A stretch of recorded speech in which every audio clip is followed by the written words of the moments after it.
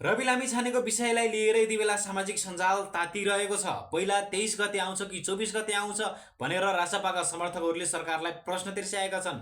रवि लामिछानेमाथि 24 गते जेन्जी आन्दोलनको दोस्रो दिन उनी नखु कारागारबाट भागेको अथवा नक्कली डकुमेन्ट बनाएर अथवा जबरजस्ती साइन गर्न लगाएको जस्ता आरोपहरू उनीमाथि लागेका थिए र सरकारले त्यही कुराको छानबिन गर्नको लागि अथवा सोधपुछ गर्नको लागि रवि लामिछानेलाई नखु कारागारबाट आज सिंहदरबारमा बोलाइएको थियो र उनलाई बोलाएसँगै रासपाका समर्थकहरूले अथवा विभिन्न व्यक्तिहरूले निर्दोष व्यक्तिमाथि सरकारले जबरजस्ती बयानबाजी गर्दैछ, तर 23 गते निहत्था विद्यार्थीहरूलाई गोली हानेर मार्न लगाउने व्यक्तिहरूलाई खुलेआम छाडेको छ र 23 गते उनीहरूले गोली हानेका थिए। पहिला 23 गतेको घटना छानबिन हुन्छ कि 23 गतेका व्यक्तिहरूलाई कारबाही हुन्छ कि 24 गतेकालाई भनेर उनीहरूले प्रश्न गरेका छन्। उनीहरूको भनाइमा रवि लामिछाने निर्दोष छन्, उनीमाथि सरकारले फेरि प्रतिशोध साध्दैछ र जसले गोली हानेर हत्या गरेको हो तिनीहरूलाई खुलेआम छोडेको छ।